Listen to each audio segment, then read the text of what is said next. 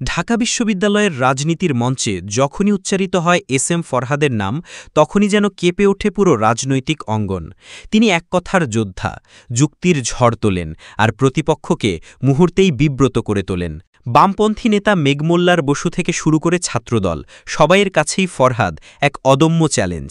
তার সবচেয়ে বড় শক্তি হল নিজের ন্যারেটিভ তৈরির ক্ষমতা। প্রতিটি মন্তব্যই মুহূর্তে আলোচনার কেন্দ্রবিন্দু হয়ে ওঠে, ভাইরাল হয় সামাজিক মাধ্যমে, আর প্রতিপক্ষকে করে তোলে অস্বস্তিকর। ছাত্র ইউনিয়নকে উদ্দেশ্য করে তার বিখ্যাত উক্তি, টাচ করবি না পলিটিক্স, বামদের মধ্যে ক্ষোভের আগুন জ্বালিয়ে তোলে। আবার ছাত্রদলের ভিপি প্রার্থী আবিদকে উদ্দেশ্য করে বলা কবিতার মতো মিথ্যা কথা বলা এখন মানুষের মুখে মুখে। সেই থেকেই আবিদ পরিচিত হয়ে গেছেন মিথ্যার কবি হিসেবে। এছাড়াও মোদিবাদী সিন্ড্রোম কিংবা টিক্কা ভট্টুর দালালের মতো নতুন নতুন শব্দচয়নের মাধ্যমে তিনি দেখিয়েছেন কতটা সৃজনশীল, চিন্তাশীল এবং টুখোর একজন নেতা তিনি। এস.এম. ফরহাদের রাজনীতি শারীরিক শক্তির নয়, বরং মেধা আর যুক্তির লড়াই। তিনি ঢাকা বিশ্ববিদ্যালয় শিবিরের সভাপতি, একজন দুর্দান্ত বিতার্কিক। তার সাথে বিতর্কে জয় পাওয়া প্রায় অসম্ভব। কিভাবে যুক্তি দিয়ে প্রতিপক্ষকে কোণঠাসা করতে হয় সেই কৌশল তিনি ভালোভাবেই জানেন, আর এ কারণেই তিনি পেশিশক্তি ছাড়াই রাজনীতিতে এগিয়ে আছেন।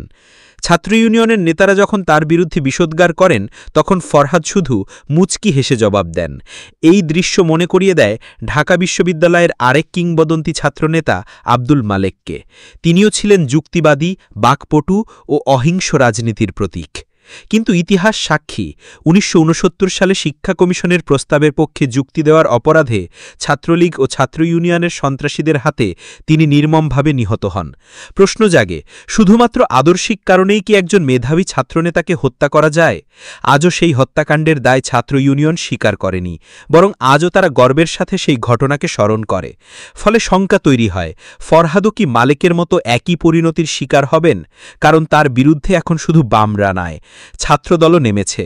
বিএনপি ও ছাত্রদল তাদের স্লোগানে ফরহাদকে লক্ষ্য করে বলছে শিবির রাজাকার। অথচ তথ্য প্রমাণ দিয়ে ফরহাদ দেখিয়েছেন ১৯৭৭ সালের পর থেকে শিবিরের কোনো সহিংসতা ঘটেনি। কিন্তু শুধু ২০২৪ সালের ৫ই আগস্টের পর থেকেই ছাত্রদলের বিরুদ্ধে অন্তত ৩০টি মামলা হয়েছে।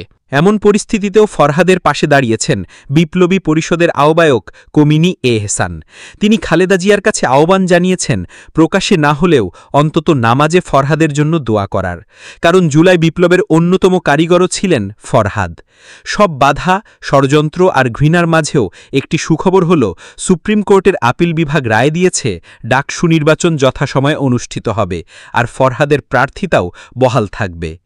এখন প্রশ্ন, এস.এম. ফরহাদের মতো তরুণ নেতৃত্ব কি পারবে ডাকসুতে বিজয়ী হয়ে আসতে, নাকি ইতিহাসের মতো আবারও তিনি দাঁড়াবেন এক ভয়াবহ ঝুঁকির মুখে? আপনার মতে এস.এম. ফরহাদ কি ডাকসুর ভবিষ্যৎ জয়ী নেতা হতে পারবেন, নাকি প্রতিপক্ষের ষড়যন্ত্র তাকে থামিয়ে দেবে? কমেন্টে জানান আপনার মতামত আর ভিডিওটি শেয়ার করে দিন বন্ধুদের সাথে।